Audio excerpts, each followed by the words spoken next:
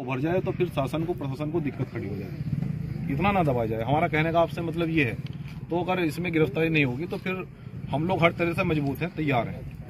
फिर सीधी बात है, फिर हम लोग रोड पर बैठेंगे या फिर बंद करेंगे सिस्टम को। तो इसलिए मैं आपसे ये बताने के लिए आया हूँ, निवेदन भी कर रहा हूँ कि देखिए न्याय कीजिए। आप लोग मजबूत कुर्सी पर बैठे हैं, क्यों दोषियों क्यों बचा रहे हैं आप? कल को सरकार बदलेगी, आपको तो वही नौकरी करनी है। ऐसा तो नहीं है कि दूसरी सरकार आपको सस्पेंड कर देगी बेवजह या कहीं और भेज देगी। क्या कर, ट्रांसफर ही तो हो सकता है। सही तो आप संवैधानिक कुर्सी पर ही रहेंगे ना। तो ऐसा आप लोग अपने कलम की ताकत को पहचानिए कि गरीब के साथ में न्याय होना चाहिए। भाई आपको इसके लिए प्रतिबद्ध भी होना चाहिए। सरकार किसी की भी हो, ये एक इतिहास में दर्ज होता है कि आप एक IAS अधिकारी हैं कि भाई सरकार किसी की भी रहे, हम तो न्याय करेंगे, हम न्याय के लिए प्रतिबद्ध हैं। लेकिन ऐसा नहीं होना चाहिए कि किसी छोटे मोटे नेता के चक्कर में, जो इधर उधर के नेता होते हैं, आप IAS अधिकारी हैं। IAS अधिकारी बहुत बड़ी चीजें होती हैं। आप पढ़ लिख कर अधिकारी बने, ये गाँव में दंगे कराकर नेता बन जाते हैं आजकल। आप इन लोगों के दबाव में आओगे तो कैसे चलेगी व्यवस्था? देखिए कोई भी दबाव में नहीं है मैडम। दबाव में 6 दिन तक होगा, अब तक गिरफ्तारी नहीं हो पाई है। इसकी जांच चल रही है, जांच के पश्चात ही कोई निर्णय। मैडम 6 दिन हो गए, कितने दिन चाहिए अच्छा बताओ जांच के लिए? ये देखिए प्रकरण है, सीओ स्वाट सर हैं जो जांच कर रहे हैं। और भी लोग हैं। मैंने SP मोदी से बात की, SP मोदी से बात की, फर्स्ट IU है, बाकी इसमें SIT भी बन गई। ये नहीं कि एक अब तक SC/ST में जो चीजें होती हैं वो भी कंप्लीट नहीं हुई, अब तो मुआवजा नहीं मिला है। और मुझे लग रहा है परिवार को सुरक्षा। आपकी जो बात आपने बताई मैं ऊपर सम्मानित बहुजन समाज के लोगों, आज हम सभी लोग अपने परिवार से मिलने के लिए आए हैं। और जो अपराध मेरे परिवार के साथ में हुआ है,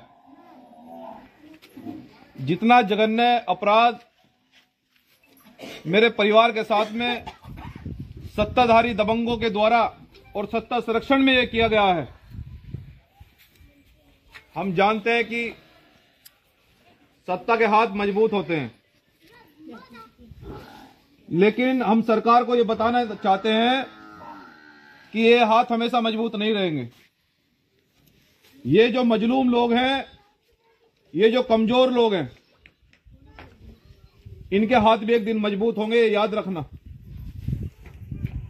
और जो अपराध इस गांव में हुआ है, यह अपराध कभी आजादी से पहले भी नहीं हुआ कि बाबा साहब डॉक्टर अंबेडकर का नाम लेने पर, जो देश के संविधान के निर्माता हैं, देश के संविधान निर्माता का नाम लेने पर, उनका बोर्ड लगाने पर प्रशासन की मौजूदगी में उस भाई को गोली से भून दिया गया।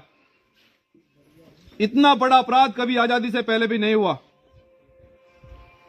और यह इतिहास में दर्ज होगा कि जब तानाशाही सरकार बाबा साहब डॉक्टर अंबेडकर का नाम लेने पर उनको गोली से भूना जा रहा था, इन दरिंदों को किसी भी सूरत में सरकार बदलने पर बख्शा नहीं जाएगा, हिसाब होगा। सरकार बदलने दो। लेकिन मैं बहुजन समाज के लोगों आपसे यह कहने के लिए आया हूं कि अगर इस जुल्म पर आप लोग सब चुप रहे तो इससे बड़ा जुल्म करने के लिए वो तैयार हैं। और हमारी अब हिम्मत और लाशों को देखने की नहीं है। हम बाबा साहब के बहुत स्वाभिमानी बेटे हैं कि सरकार किसी की रहे हमें फर्क नहीं पड़ता। हम आज भी संविधान लेकर पहुंचे हैं, कल भी संविधान लेकर पहुंचेंगे। लेकिन जहां भी अन्याय होगा, हम किसी भी सूरत में चुप नहीं रहेंगे, चाहे सरकार किसी की भी हो। यहां लोकतंत्र के बाद उससे भी बड़ा जनतंत्र है। और अगर सरकार के लोगों को भ्रम हो गया है कि हम सरकार रहते हुए दलितों को, पिछड़ों को, मुसलमानों को गोलियों से भूनेंगे, तो उन्हें यह भी याद होगा कि सरकार बदलती रहती है। और यहां का प्रशासन, मैं 10 मिनट से प्रशासन के लोगों से बात कर रहा हूं, सब लोग गूंगे बहरे की तरह हां जी हूं जी कर रहे हैं। मैं प्रशासन के लोगों से बताना चाहता हूं कि हम संविधान को मानते हैं और आप एक संवैधानिक कुर्सी पर बैठे हैं और एक बाबा साहब का नाम लेने पर एक बच्चे को गोली से भून दिया गया। आज तक आपके पास जवाब नहीं है, जवाब नहीं दे पा रहे हैं इस जिले के कप्तान और डीएम।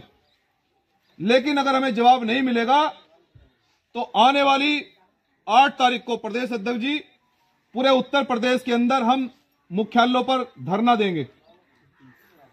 आने वाली 8 मार्च को पूरे उत्तर प्रदेश के मुख्यालयों पर धरना दिया जाएगा कि सोमेश भाई को क्या न्याय मिलेगा या नहीं मिलेगा। अगर 8 तारीख तक भी उत्तर प्रदेश के मुख्यालय पर ज्ञापन देने के बावजूद, धरना देने के बावजूद अगर न्याय नहीं मिलता है तो फिर आने वाली 17 मार्च को इस उत्तर प्रदेश की सबसे बड़ी महापंचायत इस गांव में होगी। ये अपने कानों में बहुजन समाज के लिए डाल लो और तैयार रहो इस अन्याय और तानाशाही के खिलाफ। और मैं आपका भाई एक संविधान को हाथ में लेकर मैं आपसे वादा करके जा रहा हूं और मैं आपसे यह भी बताना चाहता हूं कि त्याग और बलिदान से ही क्रांति आती है। हम जानते हैं कि वो बाबा साहब के नाम से इसलिए डरते हैं क्योंकि बाबा साहब के बच्चे आज कुर्सियां बराबर में बिछाने लगे हैं, ये उनके पेट में दर्द होता है। बाबा साहब के बच्चे मुंह से तान कर चलते हैं, ये इसलिए उनके पेट में दर्द होता है। लेकिन मैं उनसे कहना चाहता हूं कि इस दर्द को और बढ़ा ले। ये बाबा साहब के बच्चे अब झुकेंगे नहीं क्योंकि ये अब पड़ेगी। अगर नहीं बिछाओगे तो हम कुर्सी पलटना जानते हैं, ये याद रखे सरकार। तो आने वाली 8 मार्च को पूरे उत्तर प्रदेश के मुख्यालयों पर धरने प्रदर्शन किए जाएंगे और 8 मार्च को भी अगर न्याय नहीं मिला तो फिर इसी गांव के अंदर और उत्तर प्रदेश की सबसे बड़ी महापंचायत 17 मार्च को होगी। और मैं आपको बहुजन समाज के लोगों को कह के जा रहा हूं, आपका बेटा, आपका भाई, कि उत्तर प्रदेश का सबसे बड़ा बोर्ड इस गांव में बाबा साहब डॉक्टर अंबेडकर के उसी पार्क में भीम आर्मी जय हिंद संगठन लाने का काम करेगा। मैं वादा करके जा रहा हूं। मैं अपनी